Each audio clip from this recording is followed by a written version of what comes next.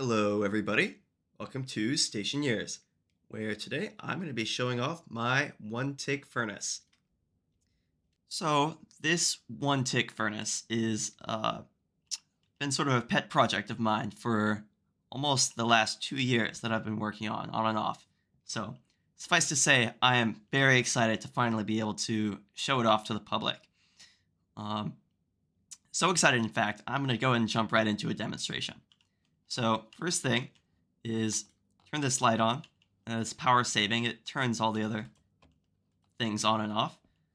So once that's on, you can look over here and we see we have two dials. This one here allows us to select what we want to make.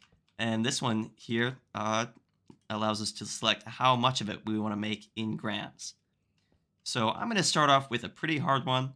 We're going to go straight into Inconel. And I'm going to make 200 grams of it. And then once I've got my dials set, push the button. And this light turns red. Our temperature and pressure set points are loaded in. Let's see, we've got material loading in already, and we're off to the races. We're on our way. Keen members of the audience will notice that, hey, it's been one tick. This thing's not done yet. Are you lying to us? Well, yes, as a matter of fact, I am. And that's because a true one-tick furnace, where you just push a button and the thing you're trying to make falls out of it, that doesn't exist. Well, I guess it's called a vending machine. And the problem with that is this right here. Whenever you're trying to smelt something in a furnace, before you can make anything, even if it's just a simple iron ingot, or the most complex alloy, before you can do anything with it, the materials that you put in have to melt.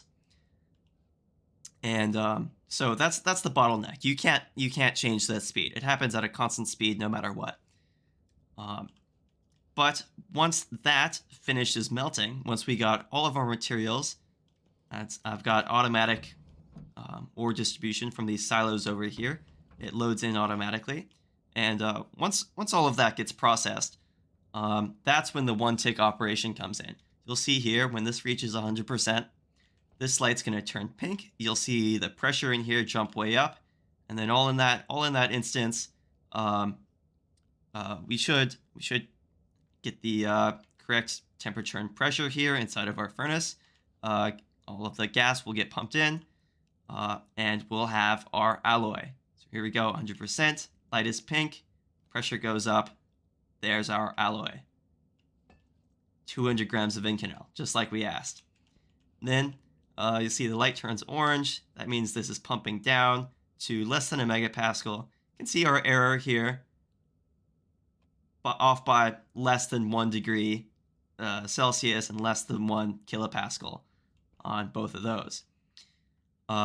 Pretty cool. So let's make another one. Let's make some Hastelloy. Now, Hastelloy has a temperature range that's pretty narrow. It's between 950 and 1,000 degrees Kelvin. Pressure range is pretty wide. Where Inconel, the one we just made, has a pretty wide temperature range, but the pressure is narrow, between 23.5 and 24 megapascals, and we handle that no problem. Hopefully we handle this Hastelloy no problem too. You see, this is in Celsius. We're trying to reach 701 degrees, 71.8 degrees Celsius. I'm going to put this away. You see we're at 33%. Our ore is getting melted in. You can see ore coming in from the silos out here. This is our silver getting loaded in.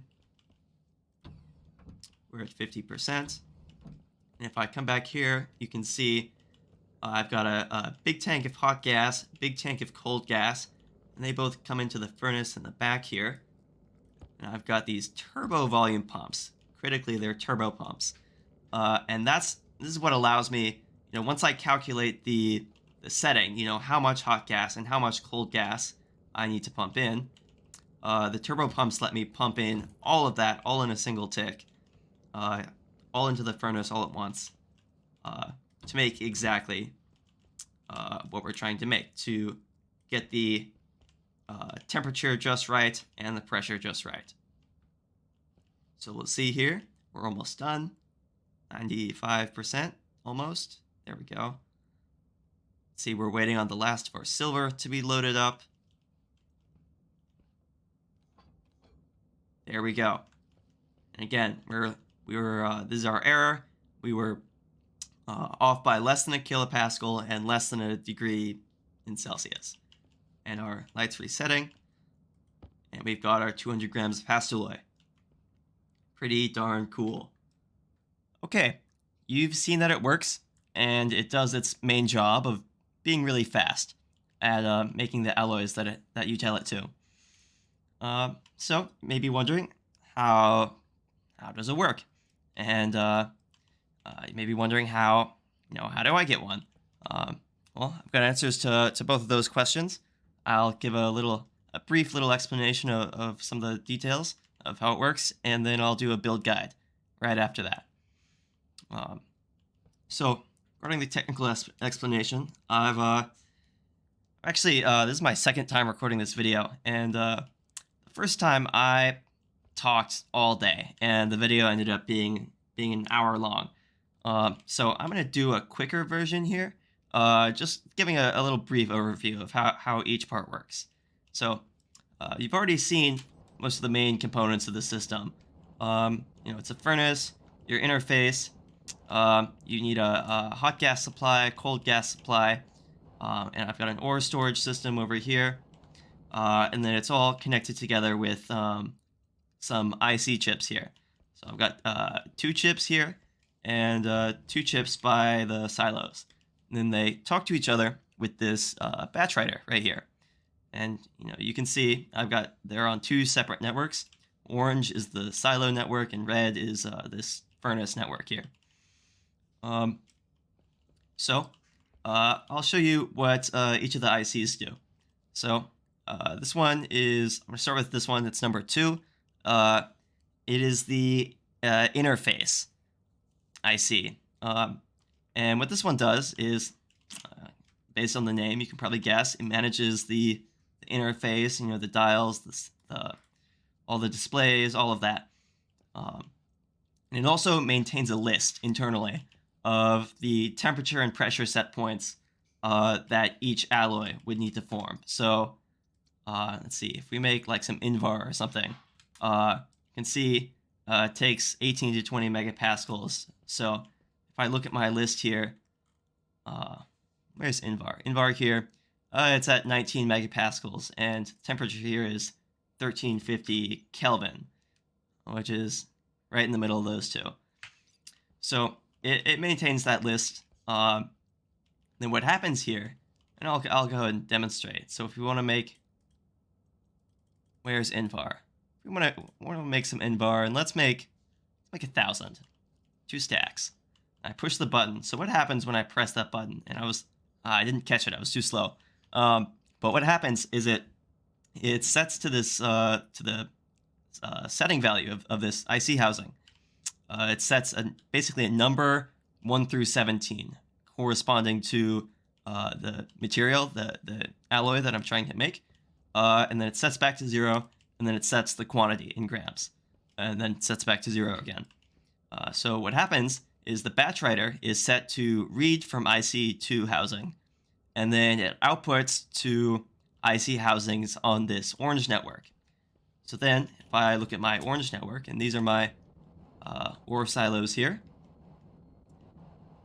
and I should point out, each one of these holds just a different type of ore, 9 different types of ore plus 1 for steel, and they're in stacks of 50. So I've got if I pull up these gratings here, I've got my 2 ICs for the silos, and both of these, they're like identical basically. They just, one of them controls these 5, and then one of them controls these 5. So what they do basically is, once the batch writer writes that number 1 through 17, telling it what it's trying to make, and then it writes the quantity. These then calculate based on that. Okay, if I'm making 1,000 grams of invar, well, that's going to be 500 grams of I think it's iron and 500 grams of nickel. Yeah.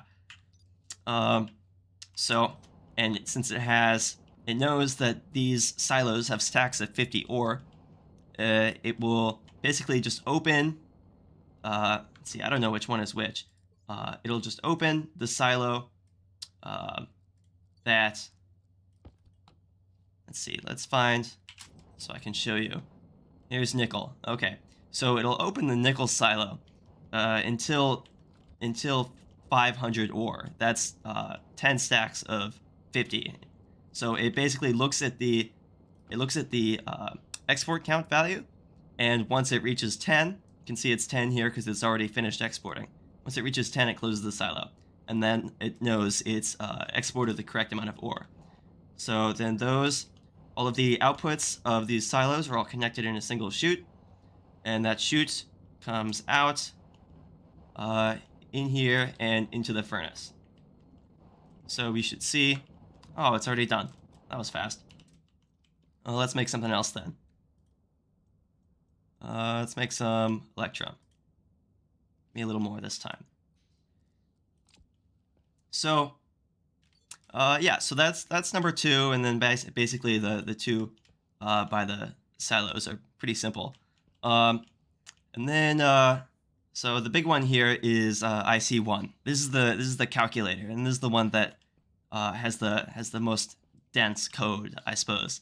And to show you what this is doing, I'm actually going to jump on over to another window and show you the math that it's doing.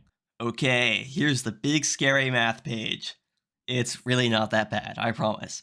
I dropped out of college and now I play Stationeers all day, and I can get this stuff, so you probably can too.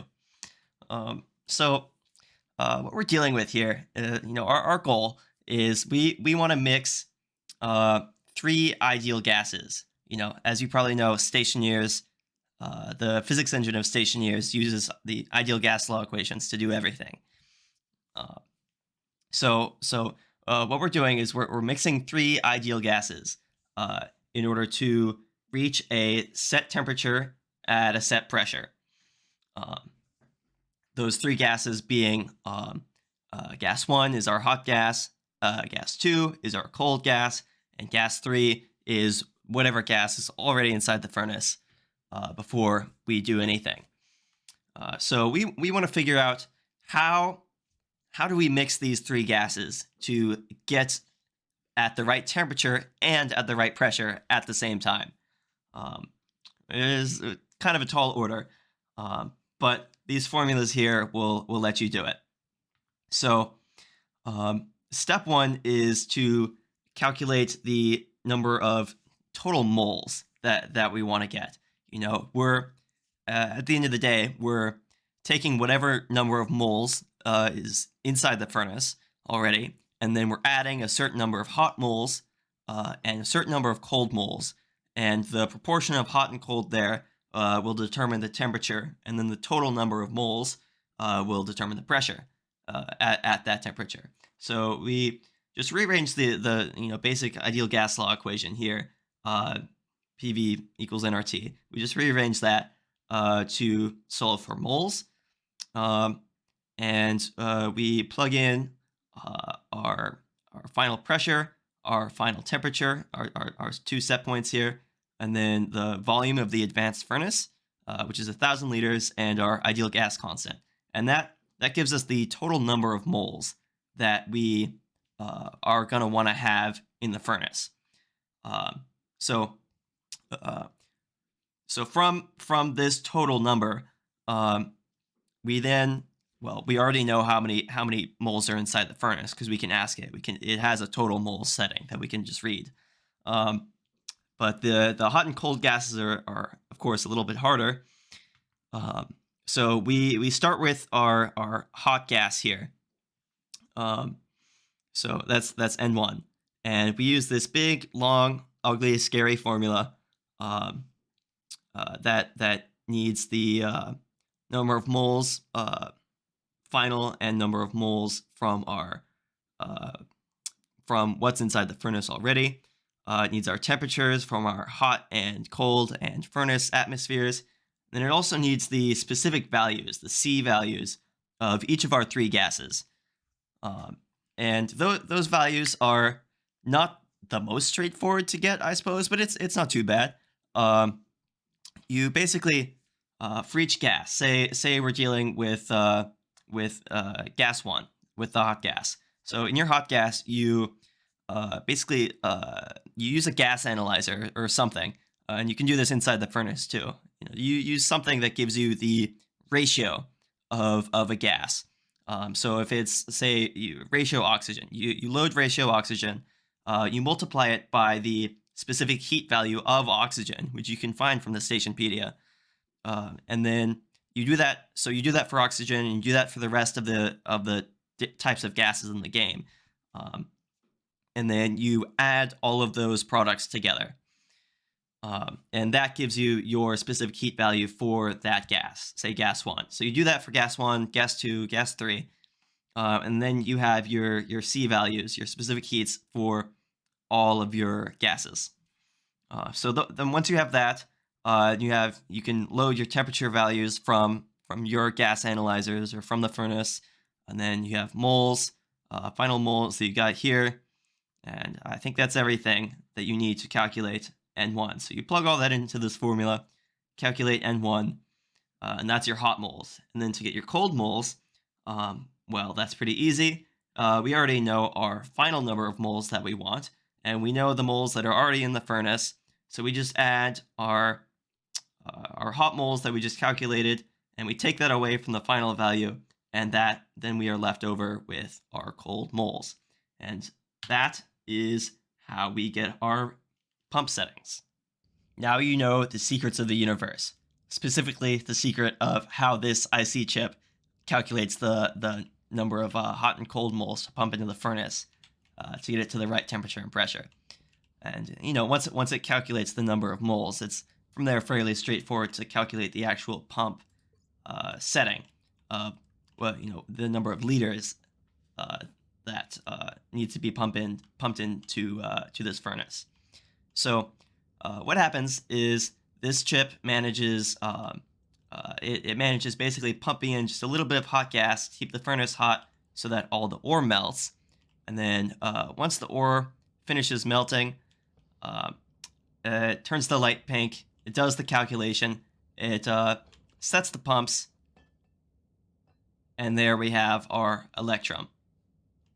And yeah, that's basically what happens. And then it resets, pumps down to less than a megapascal, and then it's ready to go again.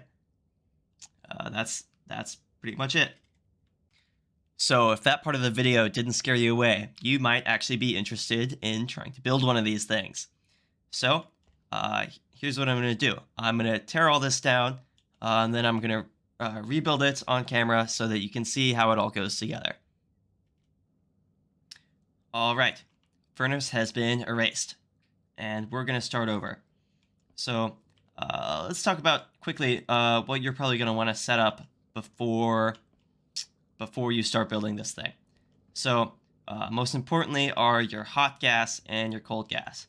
And don't be intimidated by all this crazy stuff I've got going on here. I honestly made my gas supplies way too complicated. Like you don't have to do anything crazy like this. In another world, I just burned hot gas, and I just burned a fuel mix, just a hydrogen and oxygen fuel mix in a pipe, and used that, and that works great. And then cold, it's if you're on Mars, or especially if you're on Europa, you can just use outside air pretty much. If you're on a hotter planet, just try to get somewhere around 0 degrees Celsius, around like 275, 300 Kelvin maybe. The colder the better. And then for pressure, you actually really want both of these to be pretty high pressure. So I've got 50 megapascals, 46 here. Yeah, you want pretty much somewhere between 30 and 50 on both of these megapascals. The higher pressure, the better. Clearly, you shouldn't go too high. But maybe you can get away with 20 megapascals. But what you really want is to be high pressure. So you can do that. If you can't generate a lot of cold gas or a lot of hot gas, you can generate higher pressure by just using a smaller volume of pipes. Or don't use huge tanks like this, and don't run big long pipe networks. Just you just really, it's not about really the quantity of gas that you have. It's really just about the pressure and the temperature. So once you've got that set up, that's shouldn't be too difficult. You're gonna want power, obviously. I'm using an RTG because I'm in creative. Um, but you can use pretty much anything you want. This setup really doesn't. It takes less than a kilowatt to run when it's on. And then, well, crucially, I guess there's an exception to that. Is the turbo volume pumps? They are only ever on for one tick, but for that one tick, they can consume a lot of power. So I've actually set up a separate power supply here that uses heavy cables, because I'm not sure, but I'm worried they might in some cases go above the 5 kilowatt limit for these cables. So maybe this could be like your main base power supply, and this is like a dedicated network for the furnace, uh, based on coming off of like a transformer or an APC or something. And then of course you want your ore input, and you don't have to use this kind of system. You can load in ores by hand if you want, or you can design your own system, maybe with vending machines or something. But just make sure you get the ratios right and the quantities. Um, so you have your ore input, and then yeah, you have your network connection to your uh, silo network over here. If you decide to build it that way, and well, just real quick, I'll show you how this is built. It's really simple. You've probably seen something like it before. It's basically it's the same pattern repeated 10 times. It's a silo, and then connected to that silo is a sorter and a stacker. So the sorter looks for one specific type of item. Say, so this silo is the cobalt silo. So this sorter is going to look for cobalt, and then this stacker is set to 50. So this is just making sure that only stacks of 50 go into the silo. So if you get your input here, and this can be from anything. This can be from your uh, centrifuges for your deep miners. This could be from a rocket. Um, this can be anything. This could be mining by hand, whatever. So somehow you get ore into the system like that, and then yeah, it just comes up through here, and it gets filtered in, and then the sorter will take that material, sort it, put it through the stacker. Stacker makes sure it's in stacks of 50, puts it in the silo, and then you basically just repeat that pattern for all 10 of them. And you can do them in a straight line. I just did them in like this U shape, where it comes in here and then comes around and goes back this way. I just did it in this U shape to save space. You can do it in a straight line if you wanted to. Um, or you can do your own system if you'd want. But this is what I found works best for me. So once you've got that set up, you've got your hot gas, you've got your cold gas. Now you build the furnace. So we're going to start, as any good furnace build does, by getting a furnace, obviously, and sealing it inside a frame. Now, they patched the whole perfectly insulated furnace thing a little while back, which messed up a lot of people's builds. But it's still advantageous to put it inside a frame like this, for say explosion prevention. Because if I go around back here and I start assembling my back end, which I'm going to start with the input side here. This pipe, this one input pipe, you'll see I'm connecting two turbo volume pumps to this. And I like to do mine, I put one there and there, connected to a single pipe here. If this is more than a single pipe, it'll mess up. And I like to put my data connections on top and power on the bottom, because they consume a lot of power sometimes, so I like to keep that separate.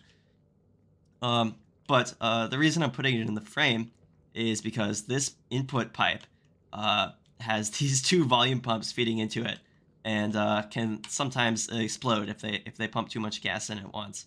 But you can prevent that just by sealing it in a frame like that, and then you can pump as much pressure in there as you want, and it'll never explode. So yeah, I've got our furnace, got our two pumps, and now we're gonna hook up the gas supply. So I'm gonna get some insulated pipes, and I'm gonna hook up our cold gas.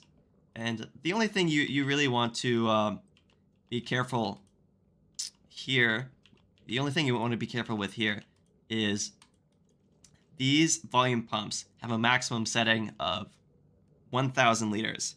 And each of these pipes being 100 liters, in order to get the maximum, if the pump is asking for the maximum setting, you need 10 lengths of pipe on the input side in order to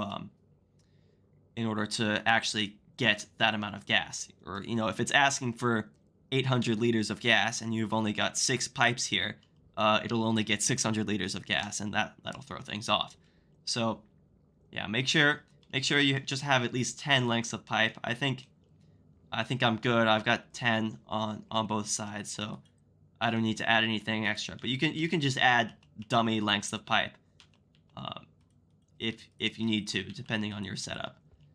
So that's our gas input, and I forgot to say, make sure it's very important. Make sure your volume pumps are both set inward, because you can change the direction on these. Just make sure they're both inward. So that's our pumps, and then we're gonna need some analyzers too, some gas analyzers, because our equation there. I'm gonna put the pipes for them first, huh? Maybe that'll work. There and there, and come up one. There, that'll be a good spot. So we need these analyzers to get the ratios and the temperature. Does that look funny? Does that look funny to you guys? It's sideways, or it's like diagonal. I've never seen that before. That's kind of weird. Yeah, this one's like that too.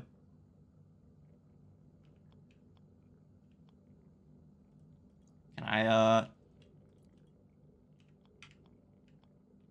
still connect pipes to it, or cables rather? Hang on, rotate that way. This is weird. I have never seen this before. Yeah, it'll still connect. Well, not on that one. What?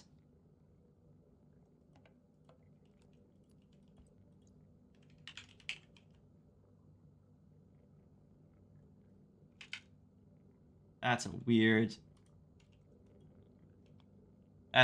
bug. I've never seen that before. Okay, well, disregarding that, if your analyzers are on the correct axis, you want to connect a gas analyzer to each of your gas inputs here. That was really weird. You connect an analyzer to each of your inputs, and that lets you read your temperature and your gas ratios there for calculating your specific heat. And you want to make sure they can talk to each other also. And I placed that wrong.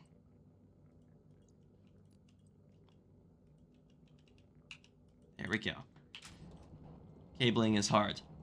And then, let's see, before I get too carried away here, I better put my output pipe on too. I'm not doing anything crazy here.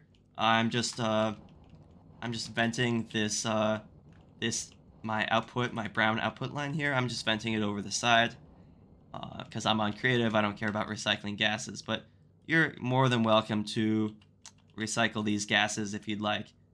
They're probably going to be a little hot, so you might want to cool them down first. But you know, do whatever you want with them.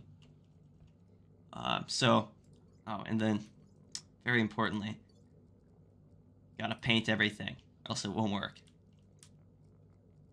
So, brown, that's output. Hot, that's hot pink. And pump 2. And then our cold is gonna be purple.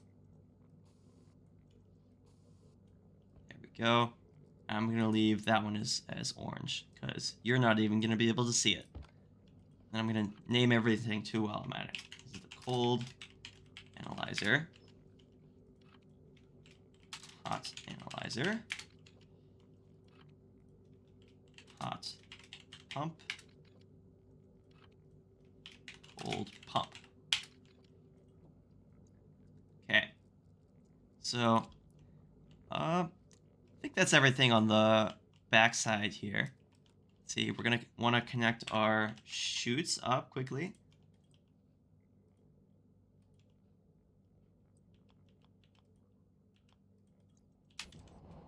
And then I'm going to do kind of a I'm going to come up and around with the output here.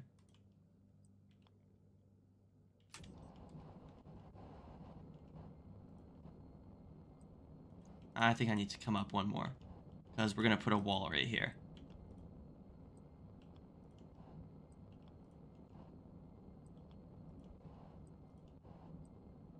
And an outlet. Okay. Here we go. And I gotta paint the furnace red so that it looks cool. There we go. Very important. It's red for speed. If you don't paint it red, it'll go too slow. Okay, and then we want everything to be able to talk, so I'm gonna bring our cable network, and I'm gonna connect it up to our stuff in the back here,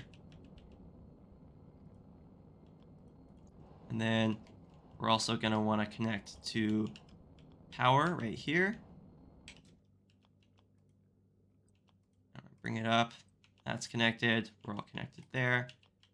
Then gonna connect our furnace.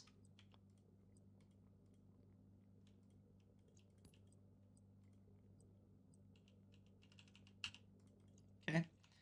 Now I'm gonna put some walls up so that we can mount all of our controls.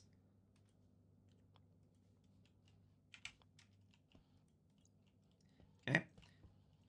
Should be a good basic structure. And now let's do the interface.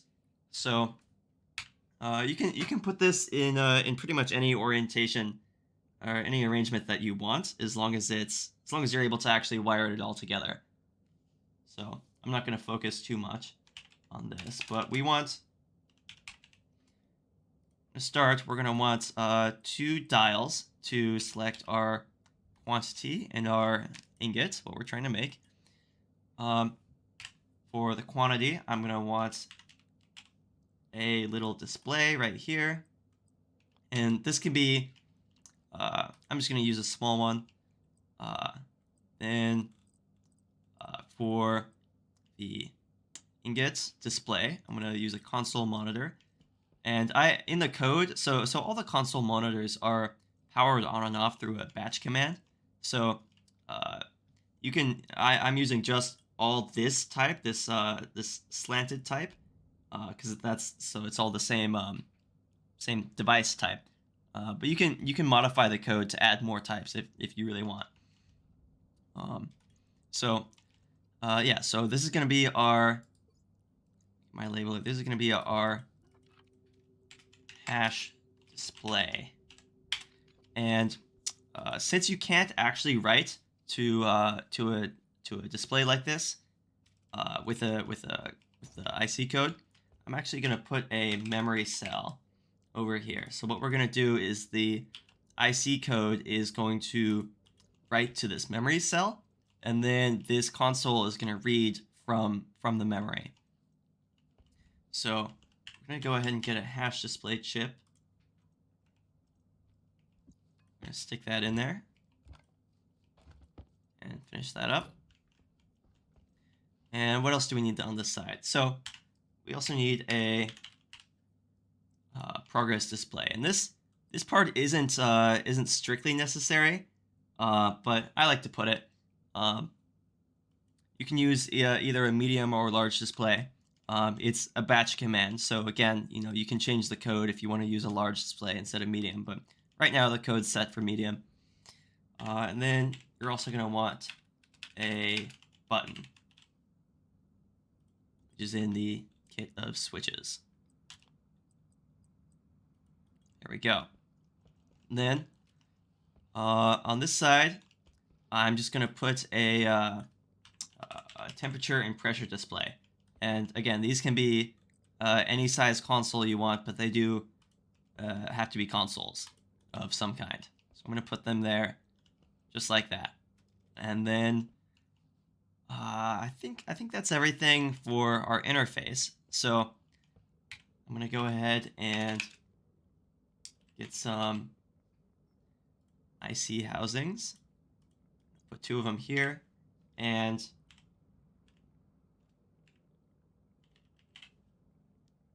we're going to need our batch writer here. And then all that's left is wiring everything up. So I'm going to do that real quick. Okay, we're all wired up here.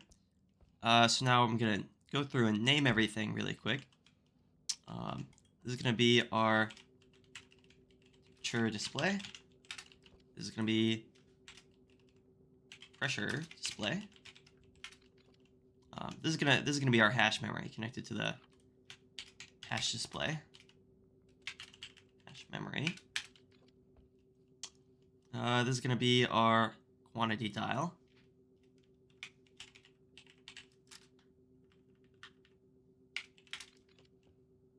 It's gonna be our ingot dial, otherwise known as the key dial. Same thing. This is our quantity display. The button can say that. This is going to be our progress display.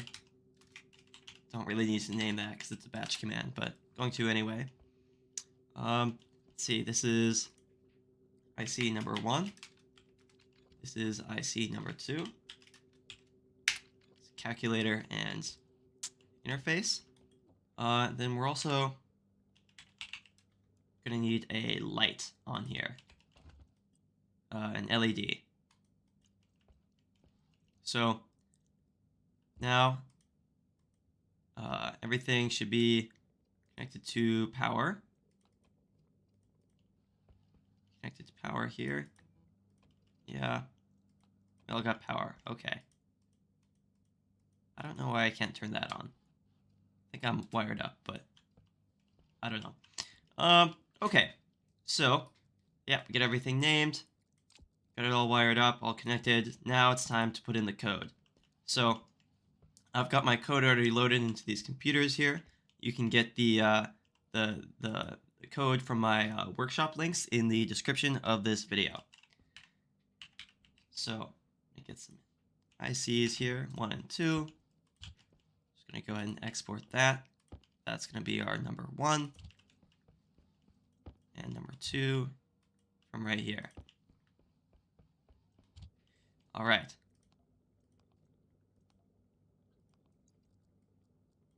So let's go ahead and go through and name them. We need our hot analyzer, cold analyzer, furnace, and then our hot pump. And we actually don't need to connect to the cold pump because that's controlled with a batch command because I didn't really have a choice. I ran out of pins on this. And this one is our temperature display. This one's our pressure display. And there we go. That's it for this chip. And then this chip is going to be talking to the quantity dial,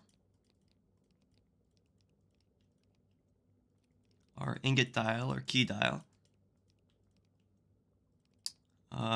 This talks to the hash memory, not the hash display. Then we want our quantity display, our temperature display, and our pressure display.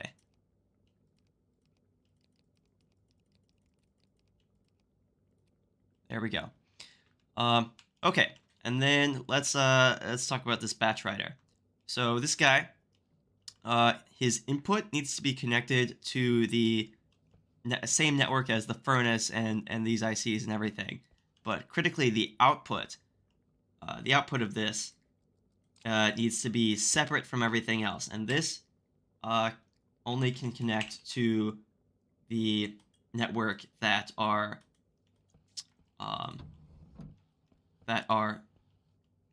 silos are on. And if you're using this kind of silo in my code for the silos, you're gonna want to have it be on a separate network like this. And I'm gonna go ahead and paint that orange so I don't get confused. I'm using Elmo's network painter mod to paint whole networks of cables and pipes like I am.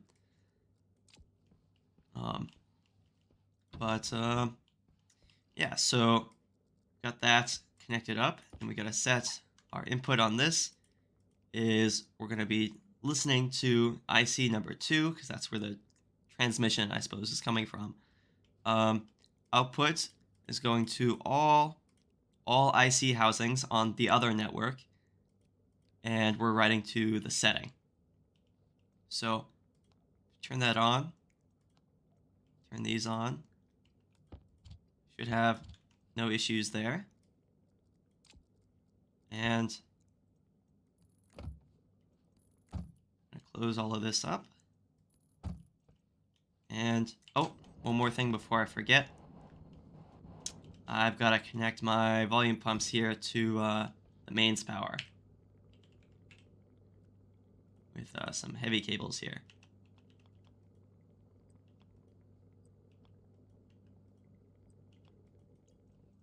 Because they do consume a lot of power during that one tick.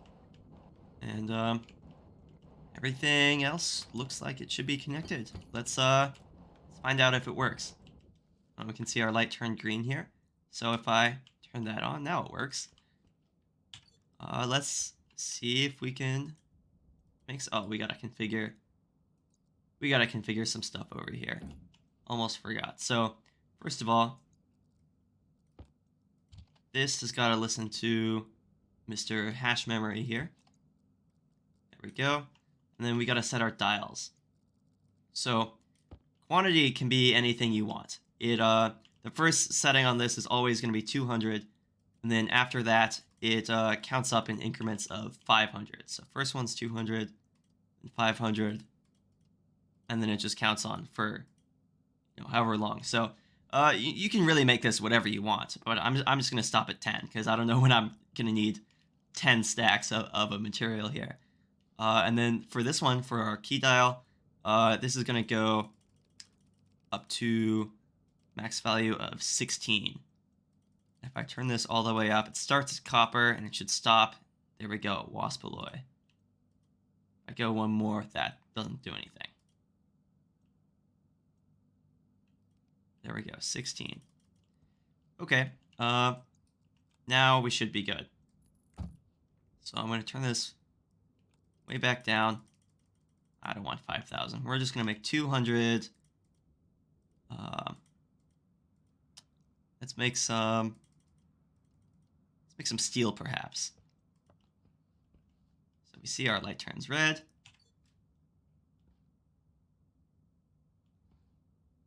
Should be receiving, yep, we're receiving ore coming in from our silos over here. And I didn't hook up a temperature and pressure display, but you don't really need those. You can just look at this. Of course, you can set them up if you want in your build, but I'm not going to for the purposes of this demonstration. Okay, there we go. Light turns pink. We get some pressure. We get our steel. Looks like everything works. Awesome. Well, now that we've got our steel, I think that's probably going to wrap it up for this video. Thank you very much for watching. And if you have any comments or questions, you can let me know down below. And yeah, the IC codes and everything should be in the description. World download should eventually be in the description. I think there's a problem with the Steam Workshop right now. I'm not able to upload these world files just right now, but that should be up in the near future. And yeah, thank you so much for watching. I hope you have a good one.